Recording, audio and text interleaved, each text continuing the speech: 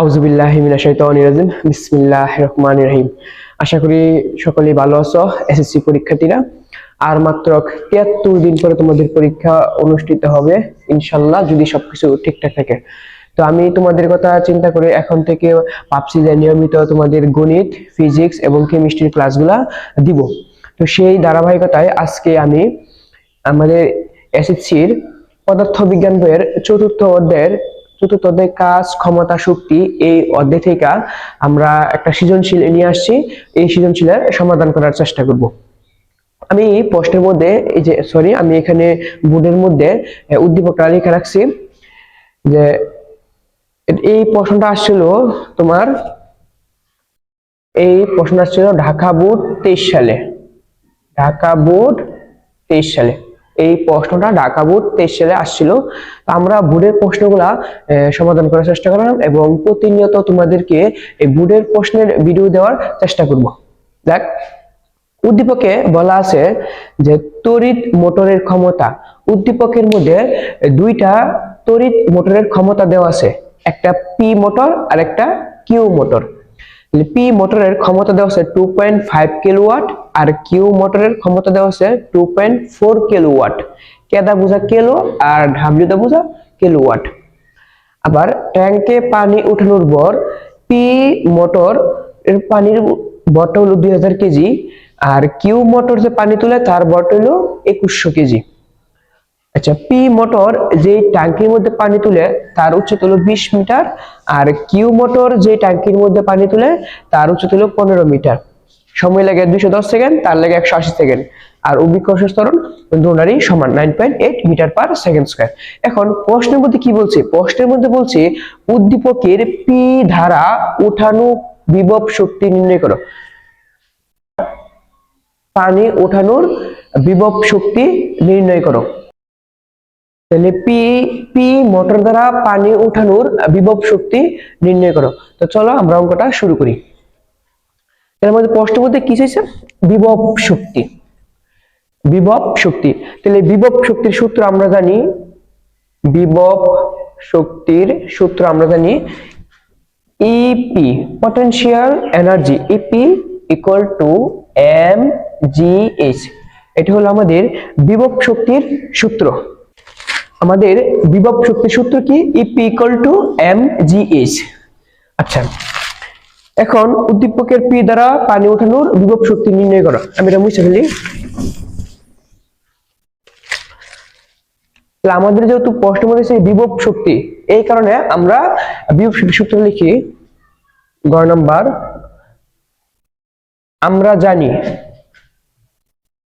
আমরা জানি বিভব শক্তি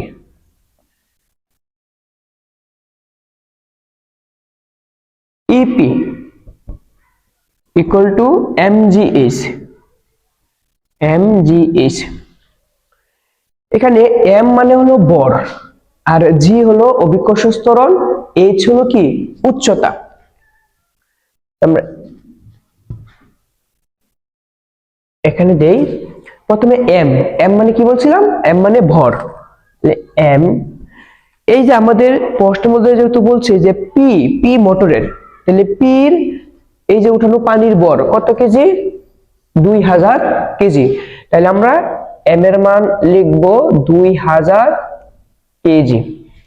তারপর আছে জি হলো অভিকর্ষ ত্বরণ। এই যে এখানে দেওয়া আছে অভিকর্ষ ত্বরণ, এর মান কত? 9.8 মিটার পার সেকেন্ড স্কয়ার।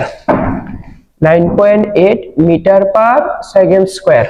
ত্বরণের একক কিন্তু মিটার পার সেকেন্ড স্কয়ার আর ভরের একক কেজি। আচ্ছা, লাস্টে এইচ মানে হলো উচ্চতা। এইচ মানে কি? উচ্চতা।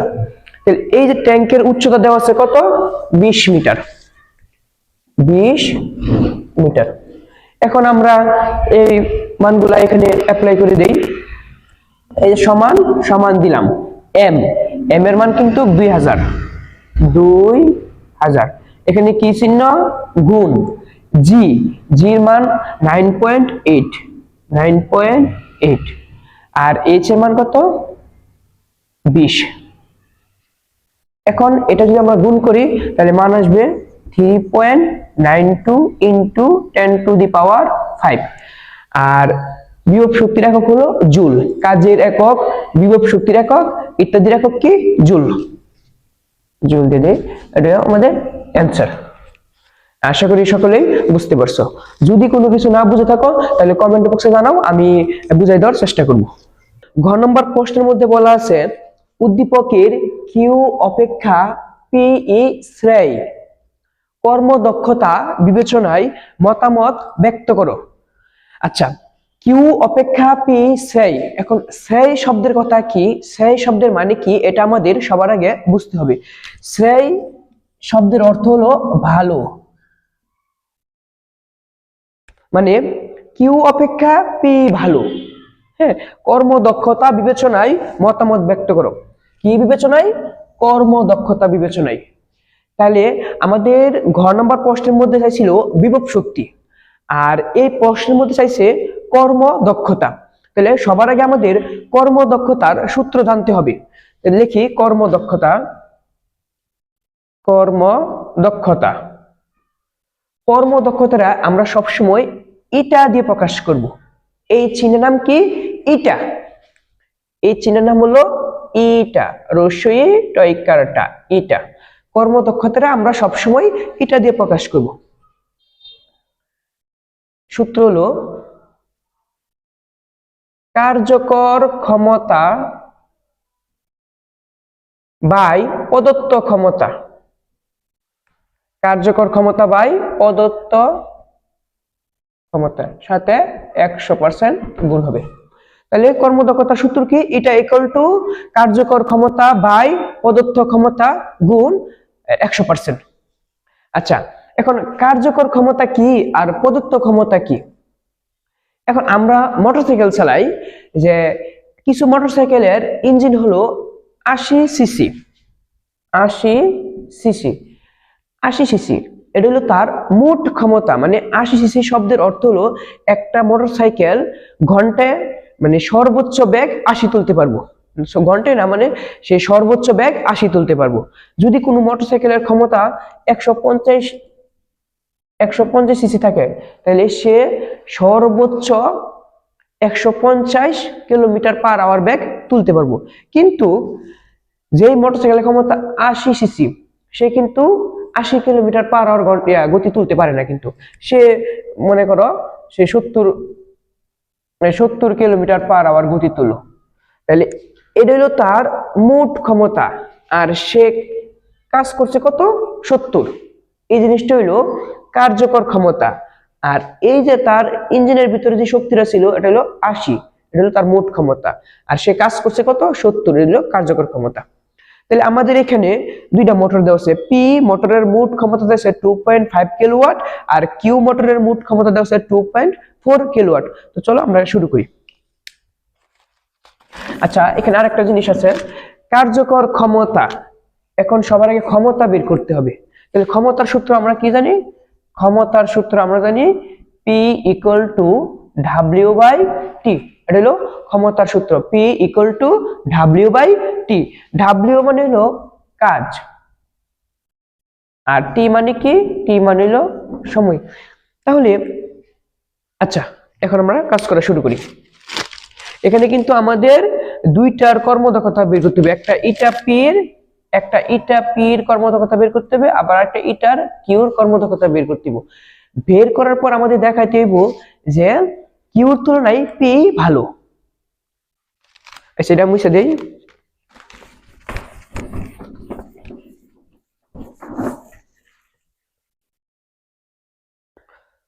আমরা সবার আগে পি নিয়ে কাজ করি।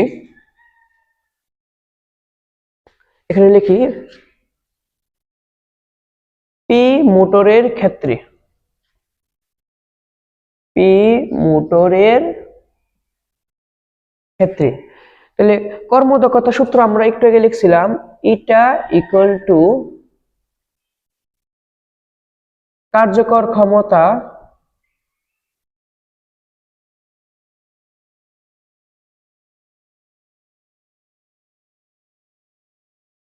মোট প্রদত্ত ক্ষমতা গুণ 100%। আমাদের মোট প্রদত্ত ক্ষমতা দেওয়া আছে কিন্তু আমাদের কিন্তু কার্যকর ক্ষমতা দেওয়া নেই, আমাদের কার্যকর ক্ষমতা বের করতে হবে সবার আগে। তাহলে আমরা কার্যকর ক্ষমতার আগে বের করি। ক্ষমতা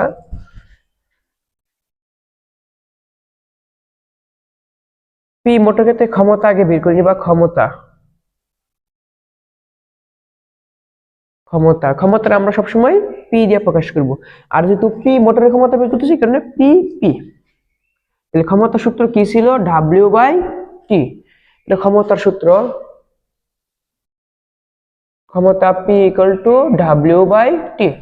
আচ্ছা, এখন ডাব্লিউ ডাব্লিউ মানে কিন্তু কাজ, এখানে কোনো কাজের মান দেওয়া নাই, ঠিক আছে?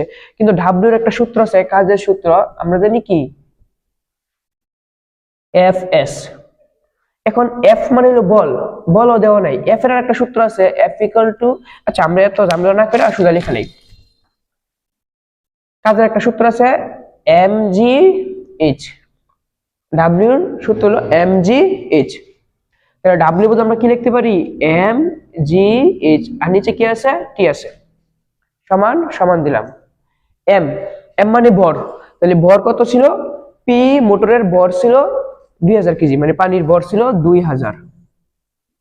এখানে গুণ চিহ্ন, গুণ। জি, জি অভিকর্ষ ত্বরণ 9.8 গুণ এইচ মানে উচ্চতা, উচ্চতা ছিল কত? উচ্চতা ছিল 20। আর নিচে কি আছে? টি, টি মানে কি? সময়। সময় কত দেওয়া আছে? 210 সেকেন্ড। আমরা সময় লিখে দিই 210 সেকেন্ড। আচ্ছা, এটি সবটি গুণ করে 210 দেওয়া ভাগ দিলে আমাদের মান আসবে, মানটা তো আমার মুখস্থ নেই, একটু দেখে নিই মানটা কত আসে।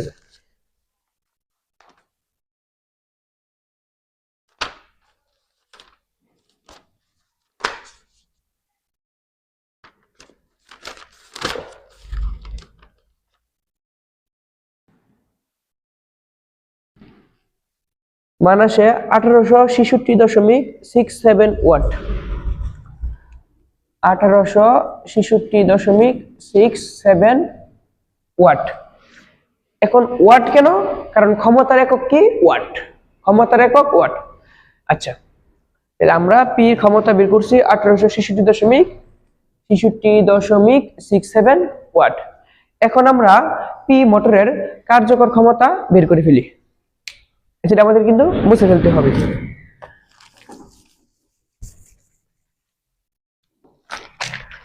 এটা লিখে দিই, আমরা ক্ষমতা পাইছিলাম পিপি 1866.67 ওয়াট।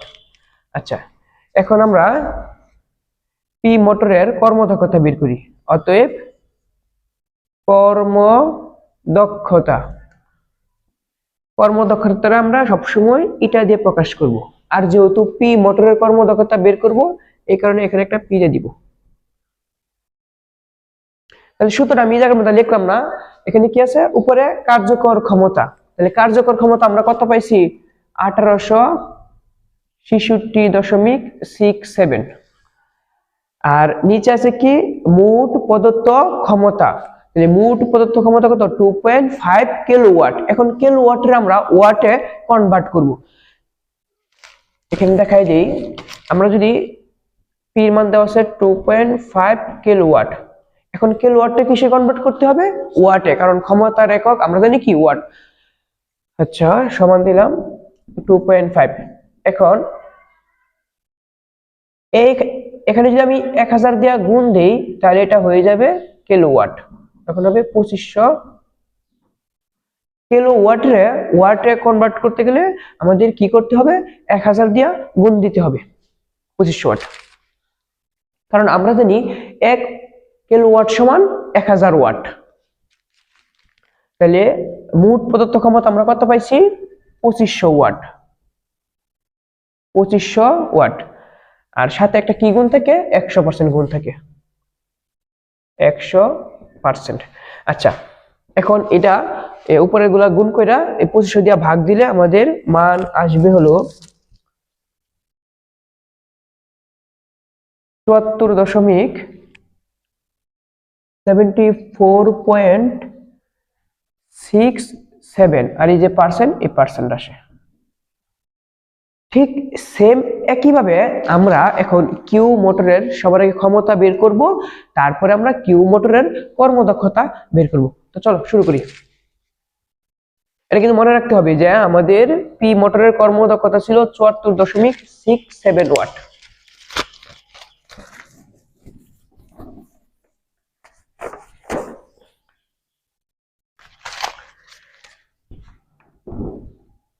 পি ক্ষমতা ছিল 74.67%।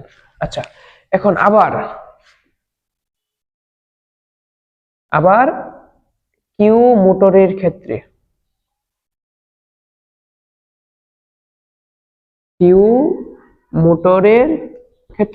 সেম একইভাবে কিউ মোটরের ক্ষেত্রে সবার আগে আমাদের কি বের করতে হবে? ক্ষমতা বের করতে হবে। তো ক্ষমতা বের করে ফেলি। ক্ষমতা বা কার্যকর ক্ষমতা কি কথা? ক্ষমতাটা আমরা সবসময় পি দিয়ে প্রকাশ করব, আর যেহেতু কিউ মোটর আমরা নিচে একটা কিউ দিয়ে দিব। ওকে, ক্ষমতা সূত্র ছিল কি W/T, আবার ডাব্লিউ সূত্র ছিল কি mgh। ডাব্লিউ সূত্র mgh মানে কাজের সূত্র mgh। নিচে কি আছে? একটা টি আছে। সমান সমান দিলাম, মধ্যে টান দিয়ে দিলাম। এম এর মান কত ছিল? এই যে কিউর এম এর মান ছিল কত? 2100 ভর। হ্যাঁ, জি কিউর কিন্তু জি এর মান হইলো 9.8 আর উচ্চতা হইলো কত? 15। এই যে কিউর ভর 2100, উচ্চতা 15 আর অভিকর্ষ ত্বরণ 9.8। এটা 9.8 তো সবটা ঠিক থাকবো, 9.8 আর উচ্চতা 15। সময়, কিউর সময় কত দেওয়া আছে? কিউর সময় দেওয়া আছে 180 সেকেন্ড। আচ্ছা, 180 সেকেন্ড। এখন তুমি কি করবা? তুমি উপরের সবগুলা গুণ করবা, গুণ কইরা 180 দিয়া ভাগ দিবা। ভাগ দিলে কত আসে দেখে নেই। ভাগ দিলে আসে 1715 ওয়াট। 1715। আর ক্ষমতার একক কি? আমরা একটু আগে শিখছিলাম ওয়াট। এখন আমরা সেম আগের মতন কিউ মোটরের কর্মদক্ষতা বের করব। এটা মুছে ফেলি।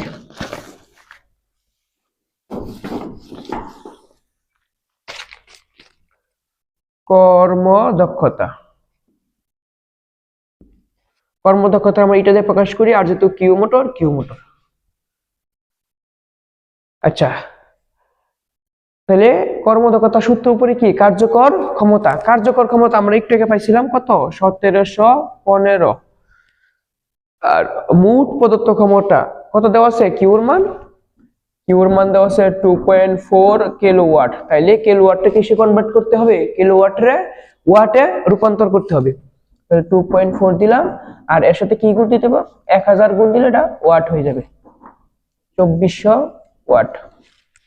আচ্ছা, নিচে বসাই দিই 2400 ওয়াট, সাথে কি হবে? একটা 100% গুণ হবে সূত্র অনুযায়ী।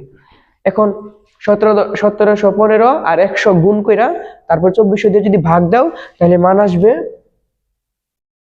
71.46%। দেখো, আমাদের যে পি মোটর ছিল, পি মোটরে কাজ করতে পারতো 74%, আর কিউ মোটর কাজ করতে পারে 71%। মানে আমরা যদি 100 দিয়ে চিন্তা করি, তাহলে সে কাজ করতে পারে 74 আর কিউ কাজ করতে পারে কত? 71। তাহলে তো আমাদের পি ভালো, পি বেশি কাজ করতে পারে একই সময়ে। হ্যাঁ, একই সময় না, মানে পিটা বেশি কাজ করতে পারে। এই কারণে প্রশ্নের মধ্যে বলা হয়েছে যে উদ্দীপকের কিউ অপেক্ষা পি সেই। তুমি লিখবা যে কিউর তুলনায় পি বেশি কাজ করতে পারে, সুতরাং কিউ অপেক্ষা পি সেই। আশা করি বুঝতে পারছো। আমার এই ফেসবুক পেজটা সবাই ফলো করে রাখবা, তাহলে তোমরা একদম ফ্রিতে সৃজনশীল ক্লাসগুলা পেয়ে যাবা। আমি তোমাদের পরীক্ষার আরো যতদিন বাকি আছে, আমি চেষ্টা করব প্রতিদিন একটা অথবা দুইটা কইরা ফুল সৃজনশীল করে দেওয়ার জন্য। তো সবাই ভালো থাকো, সুস্থ থাকো, মন দিয়ে পড়াশোনা করো। আল্লাহ হাফেজ, আসসালামু আলাইকুম।